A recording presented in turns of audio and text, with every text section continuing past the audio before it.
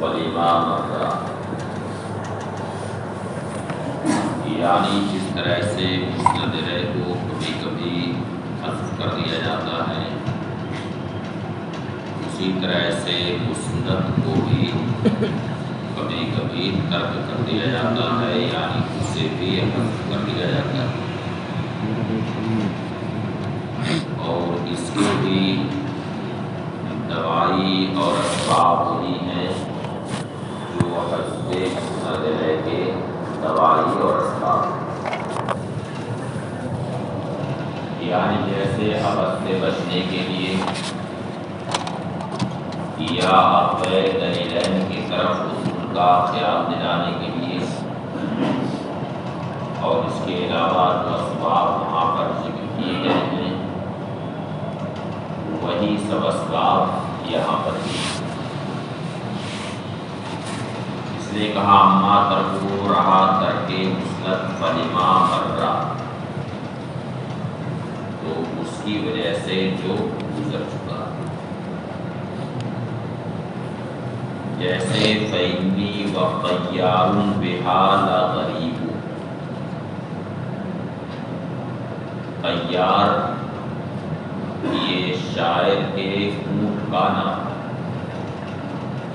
اس نے اپنے اونٹ کا نام طیار رکھا،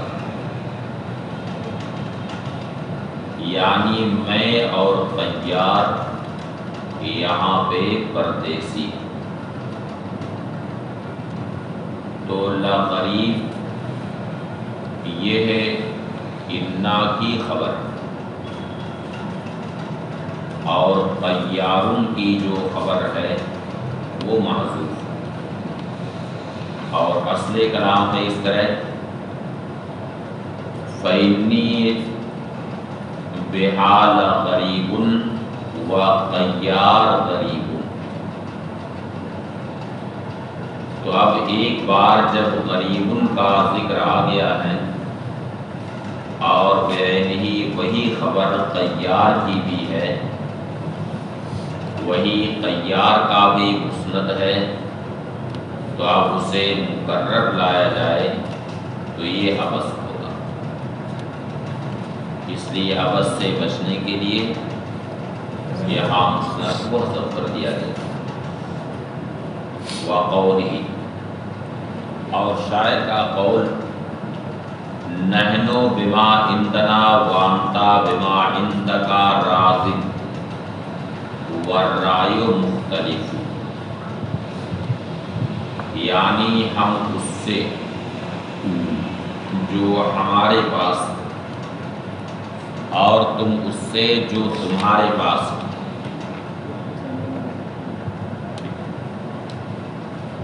ہم اس سے جو ہمارے پاس ہے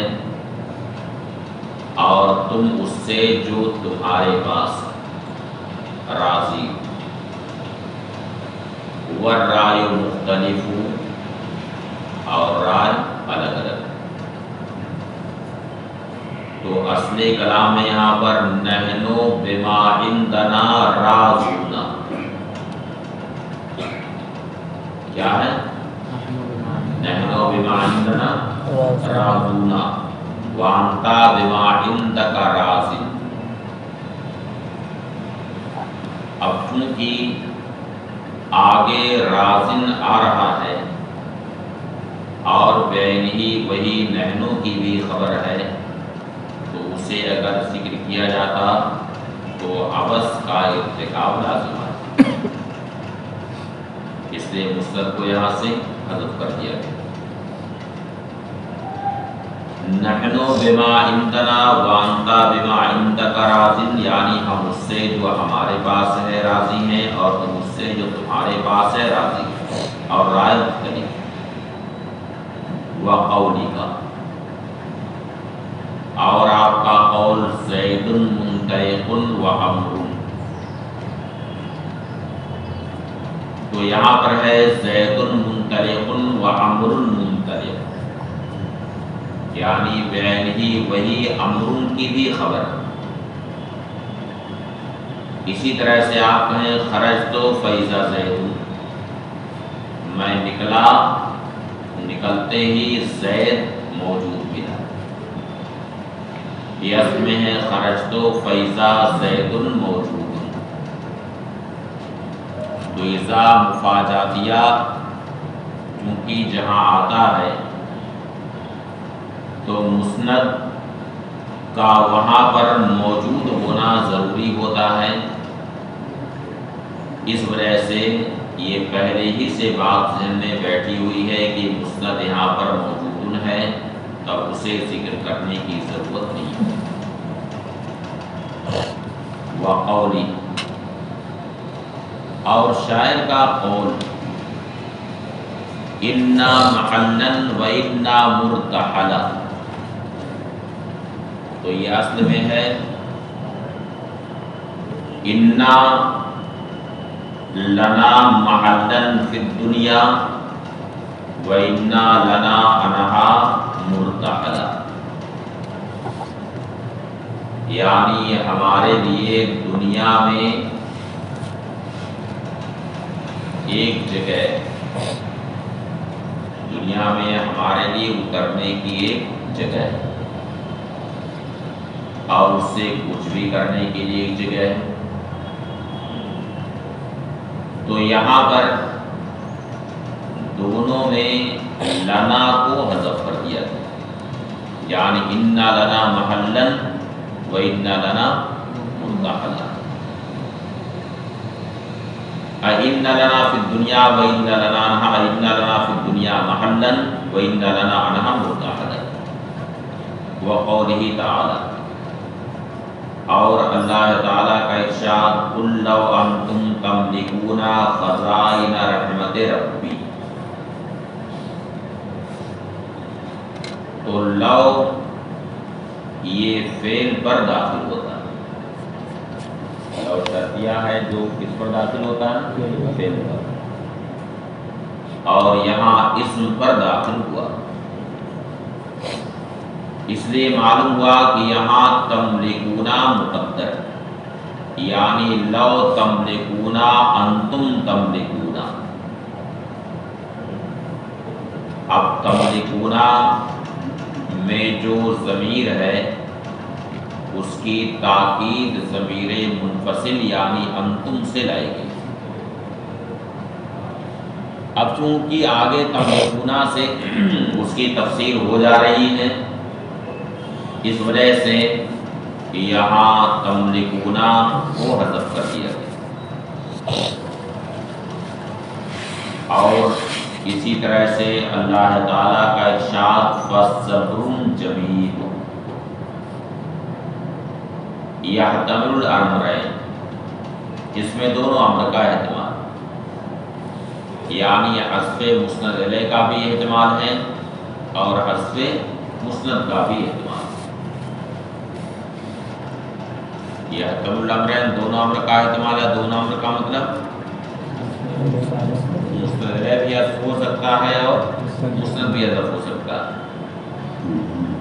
یعنی اگر تقدیر کلام ہو کہ فَصَبْرٌ جَمِيلٌ أَجْمَلُ، فَصَبْرٌ جَمِيلٌ أَجْمَلُ، یعنی صبر جمیل میرے لیے بہتر، تو اس صورت میں مسند حذف ہوا، کیا حذف ہوا؟ مسند۔ اور اگر تقدیر کلام ہو فَعَمْرِي صَبْرٌ جَمِيلٌ، تو امری ہوگا مسند ہے اور صبر جمیل یہ مسند۔ وَلَا بُدَّ مِنْ قَرِينَةٍ، اور حذف کے لیے کوئی قرینہ ضروری، كَوَقُوعِ الْكَلَامِ جَوَابًا لِسُؤَالٍ مُحَقَّقٍ، مثلاً وہ کلام کسی سوال محقق کا جواب ہوا ہے، وہ کلام کسی سوال محقق کا جواب ہوا ہے، جیسے وَلَئِن سَأَلْتَهُم مَّنْ خَلَقَ السَّمَاوَاتِ وَالْأَرْضَ لیقولن اللہ، یعنی اے محبوب اگر تم ان سے پوچھو کہ آسمان و زمین کو کس نے پیدا کیا، تو وہ ضرور کہیں گے کہ اللہ نے پیدا کیا۔ تو یہاں لیقولن کے بعد فعل محذوف ہے اور اصل میں ہے خلقہن اللہ، یعنی انہیں کس نے پیدا کیا؟ اللہ تعالی نے پیدا کیا۔ اور یہاں حذف کا قرینہ سوال محقق، کیونکہ جواب سوال ہی کی طرف لوٹتا ہے۔ جیسے آپ سے کسی نے پوچھا کھانا کھا لیا، آپ نے کہا ہاں، تو ہاں تو کسی بھی سوال کا جواب ہو سکتا ہے، لیکن یہ سوال محقق کے جواب میں اس کا مطلب ہے کہ ہاں میں نے کھانا کھا لیا۔ اور مقدر، یا کسی سوال مقدر کا وہ جواب واقع، جیسے لیبقا یزید زارع لخصومت، چاہیے کہ یزید پر رویا جائے، چاہیے کہ یزید پر رویا جائے۔ اب سوال یہ پیدا ہوا کہ کون روئے؟ یہ کہا جا رہا ہے کہ یزید پر رونا چاہیے، تو ذہن پہ یہ سوال اٹھے گا نا کہ کون روئے؟ تو اس کا جواب دیا زارع لخصومت، یعنی وہ روئے جو جھگڑے کی وجہ سے عاجز ہے، تنگ ہے، وہ روئے۔ تو اب یہاں زارع سے پہلے ایک فعل محذوف ہے، اور کون سا فعل ہے؟ یبکی۔ اب سوال یہ پیدا ہوتا ہے کہ حذف ماننے کی کیا ضرورت ہے یہاں پر؟ اگر اس کو پڑھ دیا جائے لیبکی یزیدہ زارع لخصومت، کیا پڑھا جائے؟ لیبکی یزیدہ زارع لخصومت، یعنی یزید پر وہ روئے جو جھگڑے کی وجہ سے عاجز ہیں۔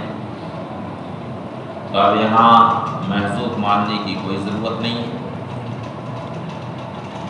تو آخر کیا وجہ ہے کہ بجائے لیبکے کے لیبکا یہاں پر پڑھا جا رہا ہے؟ اسے کون سی فضیلت حاصل ہے معروف پر؟ تو اس کا جواب دیتے ہیں کہ لیبکا کو لیبکے پر فضیلت اور برتری کئی وجہوں سے حاصل ہے۔ ایک تو وجہ یہ ہے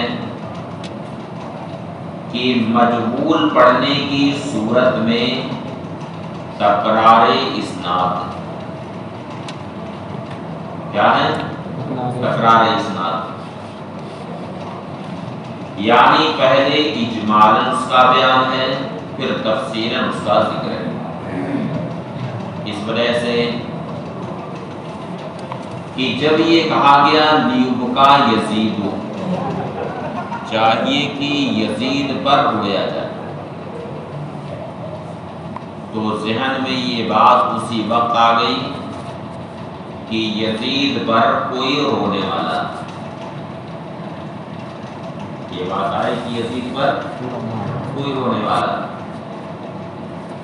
تو اجمالی طور پر یہ اسناد ذہن میں آ گئی کہ کوئی وہاں ہے جو یزید پر رونے والا۔